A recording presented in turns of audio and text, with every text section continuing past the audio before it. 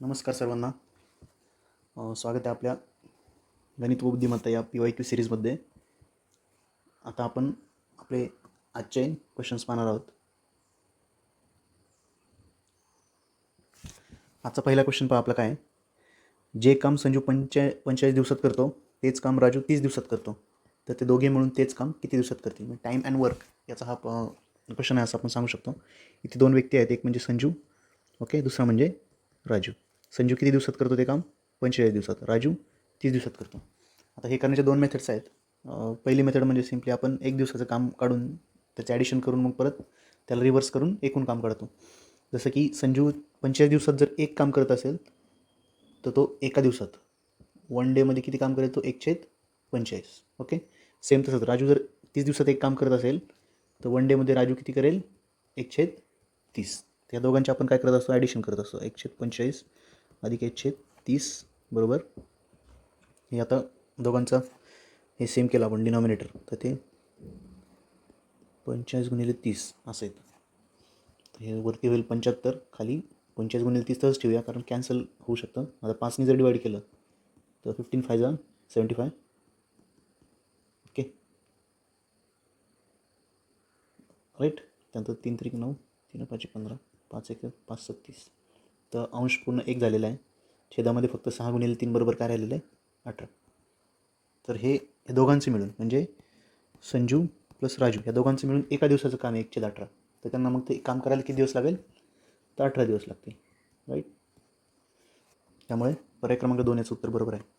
किंवा दुसरी मेथड कशी आहे की संजू आणि राजू, संजू 45 दिवसात काम करतो, संजू 45 दिवसात काम करतो, राजू 30 दिवसात काम करतो. तर यांचा आपण काय LCM काढायचा. तो LCM आला सपोज 90 आला म्हणजे हे टोटल इथं कन्सिडर करायचं, त्यांना एवढं काम करायचं ते. ओके, टोटल असे समजूया आपण. इथं काहीतरी त्यांना एक इमॅजिन करा तुम्ही, जे एखादी वस्तू किंवा काय त्यांना ते काम करायचं आहे. सपोज त्यांना 90 भांडी घासायची आहेत असं आपण समजूया. आता राजू 45 दिवसात एक काम करतो, तर ते याची इफिशियन्सी काढायची असते आपल्याला 2. ती येते 45, 90 भागिले 45 आणि 90 भागिले 30, ते येते 3. आलं लक्षात? म्हणजे हे एका दिवसात दोघांचं काम असतं, एक 1 डेचं. हा एका दिवसात 2 भांडी घासतो आणि राजू एका दिवसात 3 भांडी घासतो. तर दोघं मिळून एका दिवसात किती भांडी घासतील? 5 भांडी घासतील. ओके, दोघं मिळून एका दिवसात जर 5 भांडी घासत असतील तर त्यांना 90 भांडी घासण्यासाठी किती दिवस लागतील? 90 भागिले 5, तर ते केलं तर ते 18 उत्तर येतं. अशा पद्धतीने देखील तुम्ही काढू शकता. ही देखील सोपी मेथड आहे. दोन्ही मेथड तुम्ही यूज करू शकता. 1 डे काम काढून पण करू शकता किंवा भांडी घासायच्या उदाहरणावरून देखील तुम्ही लक्षात ठेवू शकता. नेक्स्ट पुढचं पाहूया आपण क्वेश्चन. त्याआधी थोडं मी हे कट करतो.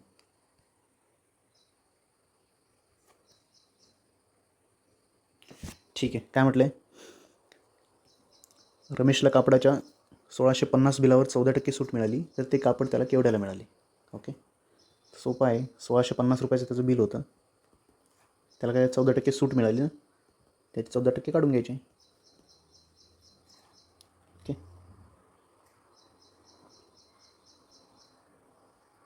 5 गुणे 10, 5 3 15, 5 3 15, 2 14, 33 गुणिले 7, 7 3 21, 7 3 21, 23, 231 रुपये.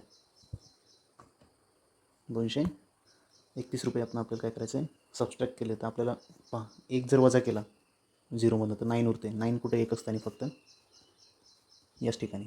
पर्याय क्रमांक 3 हे आपलं उत्तर बरोबर आहे. कारण हे आपल्याला 1650मधून काय करावे लागतील? ते 231 वजा करावे लागतील. ते वजा केल्यानंतर आपलं उत्तर येतं 1419.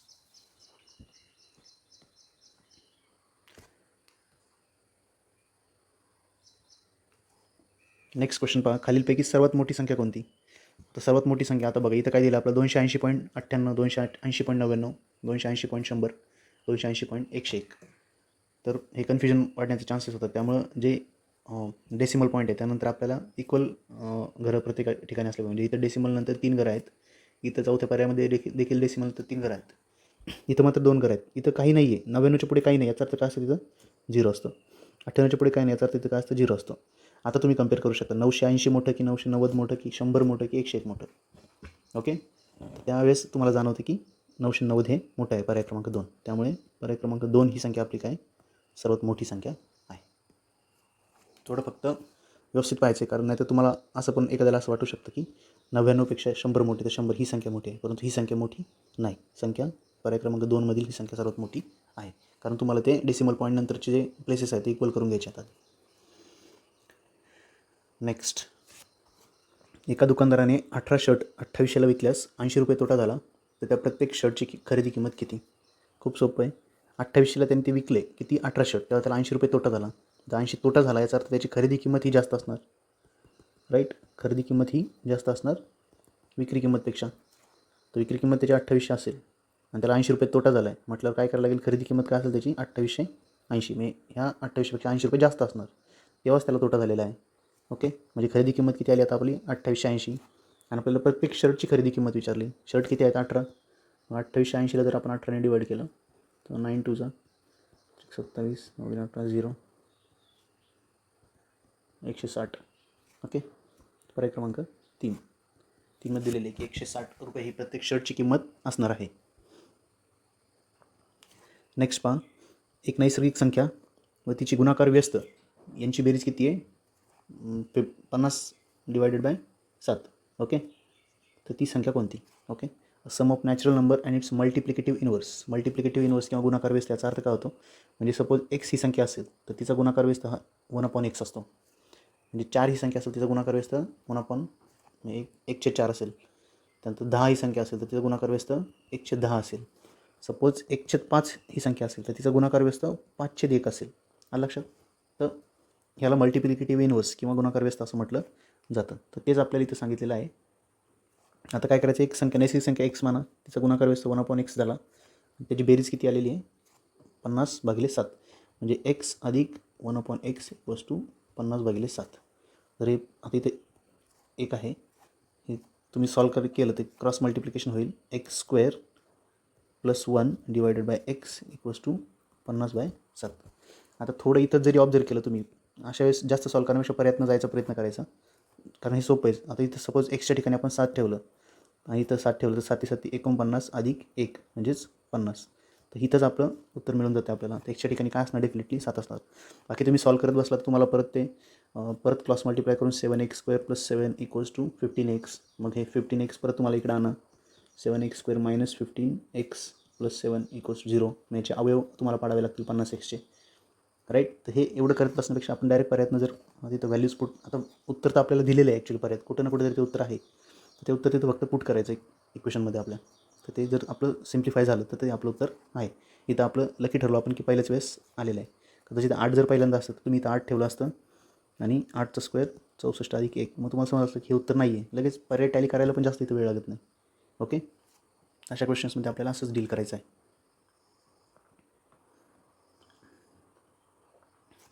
नेक्स्ट पहा काय म्हटलं आहे.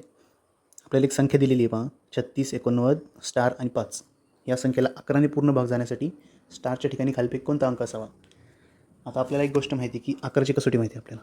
ओके, टेस्ट ऑफ 11, 11ची कसोटी काय सांगते? 11ची कसोटी जे इवन प्लेसेस आहेत, इवन प्लेसेस आणि ऑड प्लेसेस, समस्थान आणि विषमस्थान या संख्या. आता बघा 5, 9, 6 असं म्हणजे अल्टरनेट नंबरचे आपल्याला ॲडिशन करायचे असते. ओके, तर इवन प्लेसेसमध्ये स्टार आहे अधिक 8 अधिक 3 बरोबर किती झाले? 11 प्लस स्टार. आणि इवन प्लेसेसमध्ये काय, ऑड प्लेसेसमध्ये 5, 9 आणि 6 आहे. ओके, 5, 9 आणि 6 आहे. तर ह्याचं ॲडिशन किती होते? 20 होते, बरोबर. तर इथं ॲडिशन 11 प्लस स्टार आणि इथं 20 आहे. तर ह्या दोघांमधला जो फरक असतो, ह्या दोघांमधला फरक तो आयदर 0 तरी पाहिजे. तो किती पाहिजे? 0 पाहिजे, किंवा ते 11च्या पटीत पाहिजे. 11च्या पटीत पाहिजे. आलं लक्षात? आता बघा 20, आता हे जर मायनस केला आपण तो फरक, 20 - 11 प्लस स्टार इक्वल्स टू, आता काय पाहिजे? आता 11 आपण इथं 0 घेतलं पहिल्यांदा, तर बघा याचं उत्तर कसं येईल? 20 - 11 किती होतात? 9 वजा स्टार बरोबर 0. 9 बरोबर काय स्टार, म्हणजे स्टार थोडक्यात मग एक्स असं जरी कन्सिडर केलं आपण, तर एक्सची व्हॅल्यू काय आली आपल्याला 9 आलेली. म्हणजे इथं जर 9 ही संख्या असेल स्टारच्या ठिकाणी, ओके, इथं जर 9 ही संख्या आपण ठेवली तर काय होईल, 9 आणि 8 किती होतात, 17, 17 आणि 3 20. मग हे 20 आणि हे 20 कट होणार, राईट, त्यांच्यातला फरक 0 येणार आणि तेच आपल्याला पाहिजे. तर फरक 0 पाहिजे किंवा तो 11च्या पट्टीत पाहिजे. अशा पद्धतीने देखील आपण याला डील करू शकतो. पर्याय क्रमांक 2, 9 हे आपलं उत्तर बरोबर आहे. खूप सोपा क्वेश्चन आहे. नेक्स्ट क्वेश्चन पहा. एका 70 व्यक्तींच्या गटामध्ये 28 व्यक्ती फक्त चहा पितात, 32 व्यक्ती चहा व दूध पितात आणि फक्त दूध पिणाऱ्यांची संख्या किती, असं आपल्याला विचारलेलं आहे. सोपं आहे. आपण जसं वेन डायग्रामनी करत होतो आधी, तसंच आपल्याला पाहिजे. 2 सर्कल काढायचे, कारण 2च विचार, चहा आणि दूध पिणारेच विचारले आपल्याला, राईट. हे चहा पिणारे असतील, हे दूध पिणारे असतील, हे कॉमन चहा आणि दूध दोन्ही पिणारे असतील. तर 28 व्यक्ती फक्त चहा पितात, फक्त चहा म्हटलं इथे ना, ते 28 व्यक्ती. 32 व्यक्ती काय करतात, चहा व दूध पितात, म्हणजे हे जे आहेत, राईट, हे जे आहेत ते किती आहे, 32 आहेत. आणि फक्त दूध पिणाऱ्यांची संख्या किती सांगितली आपल्याला, ती फाईंड करायची. आणि टोटल संख्या दिलेली आहे आपल्याला इथं. टोटल संख्या किती दिलेली आहे, 70 दिलेली. मग आता पहा, 28 अधिक 32 किती होतात, 28 आणि 32 होतात 60. 60 अधिक एक्स बरोबर 70. तर एक्स बरोबर काय, 70 वजा 60 बरोबर 10. त्यामुळे पर्याय क्रमांक 2 हे आपलं उत्तर बरोबर आहे. लक्षात, म्हणजे एक्सच्या ठिकाणी काय येणार, 10 येणार. म्हणजे फक्त दूध पिणाऱ्याची संख्या किती आहे, तर 10 आहे. समजलं. नेक्स्ट पहा. सार्थकने 3.25 प्रति समोसाप्रमाणे 60 समोसे खरेदी केले. जर त्याने त्याऐवजी 39 प्रति किलोग्रॅम याप्रमाणे जर मिठाई घेतली असती, तर त्याला किती मिठाई मिळाली असती. थोडक्यात म्हणजे याचा खर्च काढायचा आहे आपल्याला, समोसांचा खर्च काढायचा आहे, आणि त्या खर्चामध्ये त्यांनी ह्या दराने किती मिठाई घेतली असती, एवढं आपल्याला फाईंड करायचं. सोपं आहे. समोसांचा आपण खर्च कसा काढणार, एकूण म्हणजे प्रति समोसाची किंमत किती आहे, 3.25, आणि एकूण किती समोसे घेतले, 60 समोसे, तो येणार आपला एकूण खर्च. आणि ह्या खर्चामध्येच आपल्याला काय करायचं आहे, 39 प्रति किलोग्रॅमनी किती मिठाई आली असती. तर हा खर्च इथं कॅल्क्युलेट करत बसायचं ना आपल्याला परीक्षेमध्ये एवढा वेळ नसतो, तो तसंच ठेवायचा, गुणिले 60, त्याला डिवायडेड बाय फक्त आता 39 करावं लागेल, कारण आपल्याला किती मिठाई मिळेल हे फाईंड करायचं आपल्याला. तर इथं हे कट होण्यासारख्या संख्या असतात, त्यामुळे ते आधी तुम्ही गुणाकार करत बसाल, त्यानंतर परत ते डिवाईड करणार, त्यात वेळ जाणार. ओके, 3नी डिवाईड करूया आपण, 20, 13 × 13, 13 0 पॉईंट,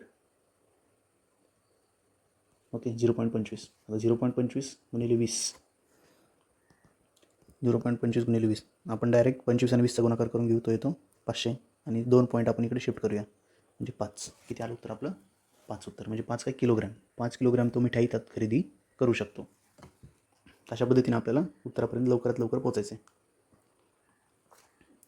तर नेक्स्ट यात काय विचारले तुम्हाला, हे जे अपूर्णांक आहेत हे चढत्या क्रमाने लावले तर पहिल्या व शेवटच्या अपूर्णांकांची बेरीज किती. आता हे बघा, ह्या अपूर्णांक जरा सोपे आहेत, म्हणजे आपल्याला वेगवेगळ्या पद्धतीने डील करू शकता. एक तर तुम्ही त्याचं जे डिनॉमिनेटर हे इक्वल करून, म्हणजे त्याचं LCM काढून ते इक्वल करून मग फाईंड करू शकता, त्याला चढत्या क्रम किंवा उतरत्या क्रमाने लावू शकता, आणि मग पहिल्या व शेवटच्या अपूर्णांकाची बेरीज करू शकता. किंवा दुसरी मेथड अशी की 2 अपूर्णांक कसे आपण छोटे मोठे ठरवतो, त्याचं क्रॉस मल्टिप्लिकेशन करतो फक्त. 8×5 = 40 आणि 9×7 = 63. मग कोण मोठे आहे, हा मोठा आहे, म्हणून 7/8 हा मोठा आहे. हा एक मार्ग आहे. म्हणजे तुम्हाला प्रत्येकाचं चेक करावं लागेल, प्रत्येकाला टॅली करावं लागेल की कोण मोठा आहे कोण छोटे, यात वेळ जाणार. त्याशी डायरेक्ट आपले पाडेपाठ असतात, डिवाईड करून घ्यायचं. 8नी जर 7ला भागलं तर 8×8 = 64, 0.8×8 = 64 राहतात की 6, 56, 4, 8, 45, म्हणजे 0 पॉईंट, म्हणजे 7/8 जो आहे, 7/8 काय येतं आपल्याला, 0.875. तसं 5/9चा विचार जर केला तर ते काय येतं, 9, 0.9×45, 0.55 ते येऊन जातं. 3/5 याचं जर डिव्हिजन आपण केलं तर 0.60 येऊन जातं. 1/4चं किती होतं, 0.25 आपल्याला पाठ आहे, आणि 1/3चं किती होतं, 0.33. मग एक तर लक्षात आलं असेल तुम्हाला, चढत्या क्रमाने जर लावलं तर पहिला व शेवटचा अपूर्णांक, पहिला म्हणजे काय, सर्वात छोटा कुठला याच्यामध्ये बघा, 0.25 हा अपूर्णांक, म्हणजे 1/4 सर्वात छोटा आहे, आणि सर्वात मोठा कुठला आहे तर 0.87, म्हणजे 7/8. 7/8 सर्वात छोटा आहे. आता याची जर बेरीज करून घ्यायची, सोपं आहे. इथं 2नी मल्टिप्लाय करावं लागेल, कारण छेद समान करायचं आपल्याला, राईट. म्हणजे छेदस्थानी आपल्याला 8 येणार आहे, वरती 2 + 7, 9/8. पर्याय क्रमांक 2 हे आपलं उत्तर बरोबर आहे. जेवढा आपल्याला टाईम सेव्ह करता येईल आपल्याला आणि ॲक्युरेट उत्तर काढता येईल असा प्रयत्न आपल्याला करायचा एक्झाममध्ये देखील. नेक्स्ट पहा काय म्हटलं आहे. एका दुकानदाराने वस्तूंच्या किमती -15% वाढवून लिहिल्या आणि त्या किमतीवर -5 सूट दिली, तर त्याला शेकडा नफा किती झाला. आता हे शेकड्यावरचे गणितामध्ये शक्यतो 100 म्हणून केलं तर आपल्याला ते जास्त फायदेशीर ठरतं. आता बघा, एका दुकानदाराने वस्तूच्या किमती -15% वाढवल्या. -15 म्हणजे 100 रुपयाला 15ने वाढवले. म्हणजे जर एखादी वस्तूची किंमत 100 असेल तर ती वाढवून त्यांनी किती केली, 15ने वाढवल्यावर 115 झाली. ओके. आता त्या किमतीवर 5% सूट दिली. म्हणजे ही जी नवीन किंमत आली ह्या किमतीवर 5% सूट आपल्याला भेटलेली आहे. ओके. तर म्हणजे 115ची तुम्हाला आधी 5% काढावं लागेल. 115 गुणिले 5% काढावं लागेल. ओके. तर हे 575 डिवायडेड बाय 100 येतं. 2 डेसिमल पॉईंट इकडे शिफ्ट करूया 2 करा. मी 5.75 उत्तर येणार. तर 5.75 तुम्हाला काय करावं लागेल, हे 115मधून मायनस करावं लागेल. ते मायनस करताना 5 2 राईट 109.25. आता बघा, म्हणजे जी ॲक्च्युअली तुम्ही किंमत विकली ती किती झाली आहे, 109.25. म्हणजे 109.25 मध्ये एक लक्षात आलं असेल, 100 रुपये ही मूळ किंमत आहे. मग वाढली किती किंमत रे, म्हणजे नफा कितीच झाला, 9.25 रुपयाचा. हा 9.25 रुपयाचा 100 रुपयावर आहे. मग शेकडा ते पर्सेंटेज सेमच असतं. हा लक्षात करा, 100च मानले आपण, म्हणून पर्सेंटेजमध्ये 9.25% हा डेफिनेटली फायदा होणार. म्हणजे तुम्ही इथं स्टार्टिंग किंमत 500 जरी घेतली तरी ती 9.25च्या पट्टीमध्ये वाढणार आणि ते शेकडा नफा मात्र तो 9.25च राहणार. तर अशा पद्धतीने हे आपलं गणित आपण सोडू शकतो. नेक्स्ट आता पुढचं पहा काय म्हटलं आहे. आता आपल्याला एक पदावली दिलेली आहे, त्याच्यामध्ये आपल्याला आता एमची किंमत फाईंड करायची. तर आपल्याला माहिती इक्वल टू साईन, शक्यतो काय करायचं, इक्वल टू साईनच्या दोन्हीकडं सेम संख्या आणायचा, म्हणजे प्रयत्न करायचा, जेणेकरून आपल्याला ते रिलेशन एस्टॅब्लिश करता येईल. आता बघा 16, याला सिम्प्लिफाय करूया आपण आधी. 16चा घातांक 2 आहे. ओके. 16ची पॉवर किती आहे, 2 आहे, 2 आहे. आता बघा 16ला आपण कसं रिप्रेझेंट करू शकतो, 2 to the power 4. म्हणजे 16ला आपण, 16 म्हणजे काय असतं, 16 बरोबर 2 गुणिले 2 गुणिले 2 गुणिले 2. तर हे 4 वेळा 2चा गुणाकार करतो, मग 2⁴. ओके. त्याला रेस टू परत 2 आहे. आणि आपल्याला एक म्हणजे सूत्र माहिती पाहिजे, सूत्र लिहून देतो तुम्हाला. ए रेस टू एम असेल, त्याला रेस टू एन असेल, तर ते आपण A raise to M into N लिहितो. A raise to M into N लिहितो. म्हणजे 2⁴ असेल तर ते 2⁴ इंटू 2 म्हणजे 2⁸ झालं. बरोबर. मग 2 ही जी व्हॅल्यू आहे आपली, याला काय देणार आपण, 2⁸. आता मल्टिप्लाय बाय, आता 8 परत बघा, 8⁻m⁻2 आहे. मग याला आपण कसं रिप्रेझेंट करणार, परत 8 म्हणजे काय असतं, 2 इंटू 2 इंटू 2 म्हणजे 2⁻3. सेम 2⁻3 आधी लिहिणार 8ला, त्याला रेस टू एम, त्याला रेस टू परत 2 आहे. म्हणजे हे परत तेच होणार, 2⁻3 इंटू एम इंटू 2. म्हणजे काय येतं हे, 2⁻3 2 6 6m. ओके. 2⁻6m 2⁻6m. आणि बाकी मग 2⁻26 इकडं आहे तसंच. आता अजून एक नियम इथं फक्त आपल्याला अप्लाय करावा लागेल, तो म्हणजे पहा काय सांगतो आपल्याला, a⁻m मल्टिप्लाय बाय a⁻n असेल, म्हणजे त्यांचा बेस जर सेम असेल तर त्यांचे जे पॉवर्स आहे त्यांची काय होती, ॲडिशन होती, a⁻m+n. इथं पण देखील आपला बेस सेम आहे 2 2, त्यामुळे यांची जे पॉवर आहे त्यांची ॲडिशन होणार, म्हणजे 2⁸8 + 6m इक्वल्स टू काय, 2⁻26 जे आहे ते. इथनं एक समस्या, बेस तुमचा सेम आहे दोन्ही साईडचा, म्हणजे डेफिनेटली यांची पॉवर देखील काय असणार, सेम असणार. म्हणजे 8 + 6m इक्वल्स टू काय, 26. त्यामुळे 6m इक्वल्स टू काय, 26मधून 8 गेले 18, आणि म्हणून m इक्वल्स टू काय, 18/6 3. तर एमची पॉवर काय आली, म्हणजे एमचं व्हॅल्यू काय आली, 3. त्यामुळे पर्याय क्रमांक 2 हे आपलं उत्तर बरोबर आहे. नेक्स्ट पहा आता काय म्हटलं आहे. 2 वर्षापूर्वी पेट्रोलचा दर प्रति लिटर 90 रुपये होता आणि यावर्षी तो प्रति लिटर 120 रुपये झाला. तर पेट्रोलच्या दरामध्ये शेकडा वाढ किती झाली हे आपल्याला विचारलेलं आहे. म्हणजे आधी पेट्रोलचा दर मूळ किंमत किती होती, 90 रुपये. आणि आता वाढून, म्हणजे वाढीव किंमत काय आली, 120 रुपये झाली. वाढ कितीची झाली याच्यामध्ये, वाढ किती झाली, 120 वजा 90 बरोबर 30 रुपयाची वाढ झालेली आहे. म्हणजे 90 रुपयाच्या किमतीवर जर 30 रुपयाची वाढ होत असेल तर शेकडा वाढ काढण्यासाठी म्हणजे 100 रुपयावर किती वाढ, असं थोडक्यात मी इथे लिहून देतो. 90 रुपयावर 30 रुपये वाढ, तर 100 रुपयावर एक्स वाढ, म्हणजे ते त्याचं पर्सेंटेज असतं. तर हे सोपं आहे. 90 रुपयावर हे आपण असं लिहितो 30 रुपये वाढ, 100 रुपयावर एक्स. तसं ही एक्सची व्हॅल्यू असते 3 100/3. तर हे जर आपण कॅल्क्युलेशन केलं तर ते 33.33 येतं. तेच आपलं काय पर्सेंटेज म्हणजे 33.33% ही आपली शेकडावाढ असणार आहे. अशा पद्धतीने म्हणजे आपण यांना सॉल्व करू शकतो. पुढचा प्रश्न पाहू. काय म्हटलं, 2 क्रमवार संख्यांचा गुणाकार हा 4692 इतका आहे, तर त्यातील लहान संख्या कोणती असं आपल्याला विचारलं आहे. म्हणजे एक संख्या जर एक्स असेल तर दुसरी संख्या काय असणार, x+1 असणार. आणि त्यांचं मल्टिप्लिकेशन काय आहे 4692. आलं लक्षात. तिथे एक फक्त आपण पाहायचं की हे 60 आणि 70च्या दरम्यान संख्या आहे. एक 65चा स्क्वेअर जर आपण पाहिला टॅली करण्यासाठी की ही संख्या कोणापेक्षा मोठी किंवा कमी आहे, तर 5 5 25 6 7 42 42 म्हणजे ही संख्या नक्कीच जी आहे ती आता 65 म्हणजे 65 × 65 आहे. तर डेफिनेटली ही जी 4692 उत्तर येणार आहे ते आपलं डेफिनेटली 65पेक्षा जास्त असणार आहे. आता 65पेक्षा जास्त असणार आहे आणि 70 स्क्वेअर जर बघितला आपण तर तो 4900 येतो. त्यामुळे ते 65 ते 70 याच्या दरम्यान ही संख्या असणार आहे.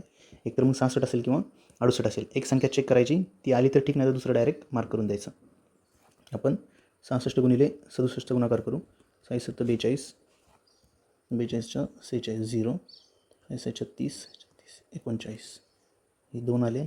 6 6 12 10 14 44 22 आलं. 44 22 आलं म्हणजे डेफिनेटली ही संख्या काय असणार आहे 68 असणार आहे. डायरेक्ट मार्क करून द्यायचं. आपण तरी पण उत्तर काढून पाहूया. ही तर ही लहान संख्या असणार आहे. दिलेल्या उत्तरात ही लहान संख्या असणार आहे. आपल्याला मोठी संख्या विचारली, लहान विचारली, त्यामुळे मोठी संख्या मग त्याची 69 असणार. 9 8 72 9 54 54 आणि 7 किती होतात 61 0 48 36 36 आणि 40. ओके बघा 2 9 6 4 46 92 आले. तसं आपल्याला थोडं ऑब्झर्वेशन स्किल आपलं जागे ठेवायचं आहे. थोडं आपण बाकी 2 गोष्टी आपल्याला चेक कराव्या लागल्या नाही त्यामुळे फक्त एकच गोष्ट चेक करावी लागली. की आपण 66 चेक केलं, ते उत्तर आलं नाही, डायरेक्ट आपण उत्तर 68 मार्क केलं. ओके, आजच्या लेक्चरचा शेवटचा प्रश्न पाहूया आता आपण. 2 क्रमवार संख्यांच्या वर्गातील फरक 31 आहे, तर त्या संख्या कोणत्या. सेम परत आहे बघा, 2 क्रमवार संख्यांच्या वर्गातील फरक 31 म्हटलं आपल्याला. ओके, वर्गातील फरक 31 आहे म्हणजे आता प्रत्येकाचा वर्ग काढून त्यातला फरक काढून बघायचा का नाही. फक्त काय करायचं, आपल्याला माहिती आहे एकक स्थानी 31च्या एकक स्थानी काय 1 आहे, म्हणजे डेफिनेटली यांच्या वर्गातील फरकाच्या एकक स्थानी पण काय असणार 1 असणार आहे. आता 14च्या वर्गामध्ये काय येतं, आता बघा वर्ग जरी माहीत नसेल तर 4 × 4 माहिती आपल्याला काय येणार 4 चौक 16 म्हणजे 6 येणार एकक स्थानी, आणि याच्या एकक स्थानी 9 येणार. वजा बाकी 6 वजा 9 होणार, राईट. कारण मोठ्या संख्येतनं छोटी संख्या वजा करतो आपण, तर हे एकक स्थानी 7 येतं, त्यामुळे हे उत्तर येणार नाही. परत 5 5 25 वजा 4 चौक 16 याच्या देखील एकक स्थानी 9 येणार, हे देखील उत्तर येणार नाही.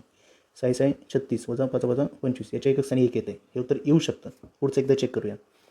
7चा वर्ग 7 7 49 वजा 6 6 36 याच्या एकक स्थानी 3 येणार, त्यामुळे डेफिनेटली आपलं पर्याय क्रमांक 2 हे उत्तर बरोबर असणार आहे. आलं लक्षात. त्यामुळं आपल्याला पूर्ण जास्त चेक करायची पण गरज लागली नाही. तर जेवढं शक्य होईल तेवढं फास्टमध्ये आपल्याला उत्तर कॅल्क्युलेट करून मार्क करायचं आहे. त्यामुळे पर्याय क्रमांक 3 याचं उत्तर बरोबर असणार आहे. टॅली करण्यासाठी तुम्हाला समजून सांगतो. 16चा वर्ग किती असतो 256, 15चा वर्ग 225, यांची वजाबाकी केली तर ती येते 31. आलं उत्तर बरोबर, फरक 31 आला. त्यामुळे पर्याय क्रमांक 3 हे आपलं उत्तर बरोबर आहे. Thank you very much. भेटू नेक्स्ट लेक्चरमध्ये. थँक्यू.